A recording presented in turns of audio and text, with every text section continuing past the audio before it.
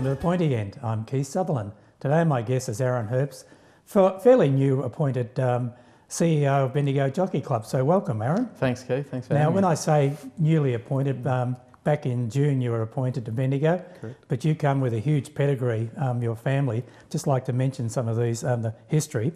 Your great-grandfather, I should say, Sir John Leanhop was President Bendigo Jockey Club, was also Chairman of the, I understand, Northern District Racing Association. Your grandfather, Bill Leanhop, hence the reason Leanhop Lodge down there was Chairman. Also on your other side of the family, your father's side of the family, lots of uncles and people involved in racing, and your father, of course, was the official starter for many years at Bendigo and courses around here. So you do come with a huge pedigree.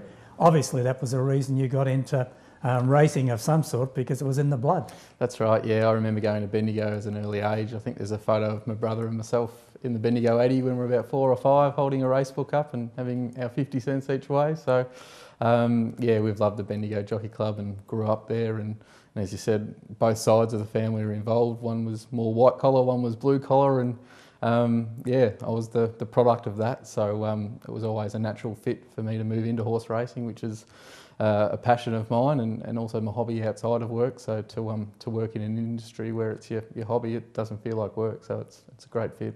Yeah, I can imagine. Now, you worked with the VRC, was it, in Melbourne for several years before taking out this appointment? Correct, yeah. I was at the VRC for 10 Melbourne Cup carnivals. Wow. So I was in charge of customer experience manager there, which involved membership, all the ticketing for the Melbourne Cup Carnival, general admission and members ticketing as well. So a lot of operational experience there, and to see the biggest and the best for 10 years has put me in good stead to come back to Bendigo. So a bit of pressure on you, but we'll come to the Bendigo Cup shortly. Now, as a lead up to the Bendigo Cup, we've had last weekend's very successful beach party day. Happened to be there and watched all the activities out on the outer part of the course with dancing, and you had the bucks and hens parties. And yeah, it went quite well. We had, as you said, football clubs, I think from as far north as Wodonga. We had, I think, the Box Hill Football Club was there as well for a Bucks Day. So they come far and wide, and it's a great mix of football, netball, bucks, hens.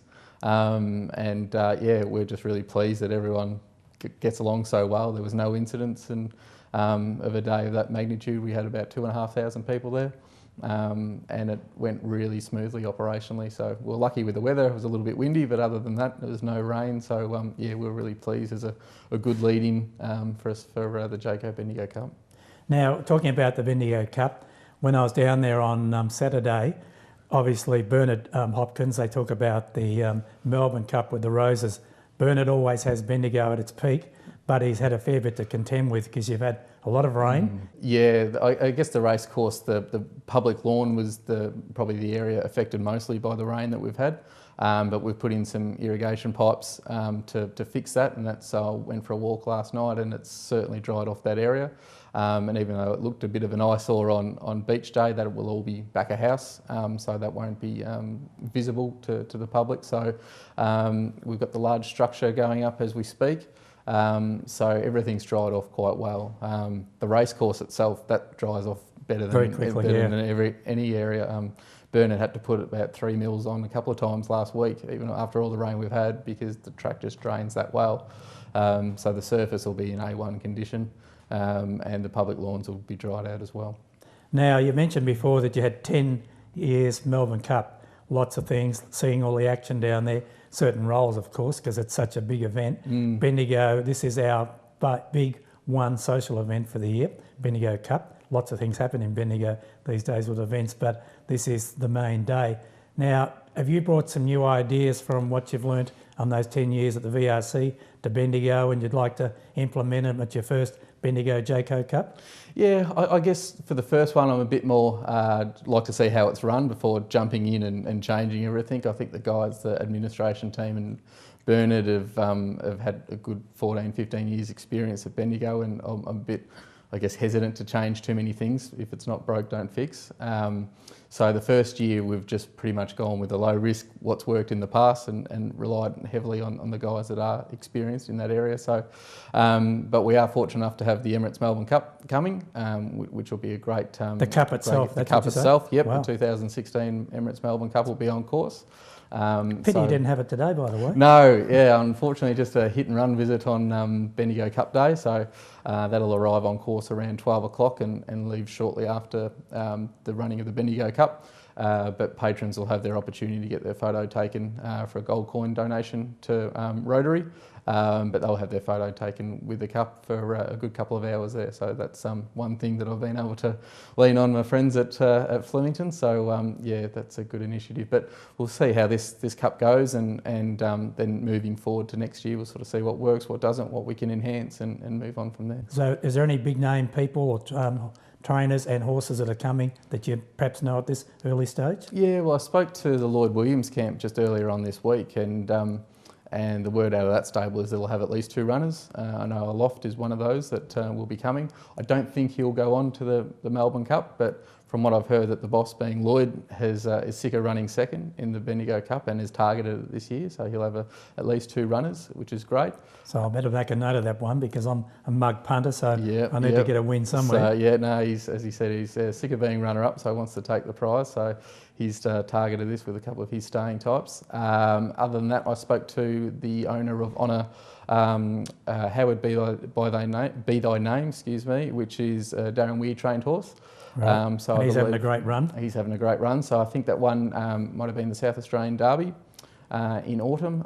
So that's targeting the Bendigo Cup and would be one of the early favourites. And should that win and win comfortably, that would be a chance to go on 6 days later for the Melbourne Cup. So, the other races during the day are also fairly high prize money. So just run through some of those other races that are happening on the same day as Bendigo Cup. Yeah, obviously the Cup's the feature. We've got a sprint as well, which was actually taken out by a family horse last year, which was great. Being my uncle trained the winner there, so I'm not too sure if it'll come back again. But yeah, the race car, we've got 10 races. So yeah, it's big for the local trainers. They all try and target the smaller races, and it's no mean feat for a local trainer to win one of those races on the day. So hopefully we can see the likes of a Shane Fleedner or a Sean Dwyer or a Brian Gentle pick up a couple of the support cards, if not the Cup. Rod Simons might even have a runner in the Jayco Bendigo Cup again. Last year he had a runner, so hopefully yeah, we can get a bit of local support and a few winners on the day. Now obviously it's not all about racing, because you have fashions on the field. You've got the social, the young kids right down the back, yep, with their partying time, and but there's a lot of other marquees. Are they all sold out for this year's event? We've still got some of our availability. Tickets are selling fast. Most Regal, which is one of our feature marquees, is close to capacity. We've still got a couple of seats left in Myer Fashions on the Field marquee, which is just adjacent to actually the parade. So they're going and quite near the quickly. Lean Hop Lodge, of course. And near Lean Hop Lodge, yes. But we have sold out of First Past the Post, which is the marquee just situated about 100 metres past the winning post. All of our Silks dining has fully booked, as have the tables and chairs in CJ Watson Room. The reserved tables and chairs there are all reserved and went quite quickly. So there is some availability, but yeah, the best place would be to jump online to have a look, or to call our office and to see what's available. And we shouldn't forget, because it's a fun day. It is about racing. It is about the fashions on the field and all the other things. But the people that go out onto the outside, the lawned area, and have their picnics, barbecues, not barbecues, but picnics and everything else that happen down there, they have a fun day. A lot of dress up. Not probably as much as there was on Beach Party Day, but it is a great day. And as I said, it is Bendigo's social event. So Aaron, thank you so much for appearing on the Pointy End today. I really appreciate you coming in. Good luck. This is your first one, hopefully of many, but you've got a bit of experience behind you with 10 Melbourne Cups. So hopefully the next 10 years we can ask you the same questions and see how it's changed over that period of time. So thank you for appearing on the program, and I wish you well, and let's hope the weather's great. Thank you. Thanks for having me, Keith.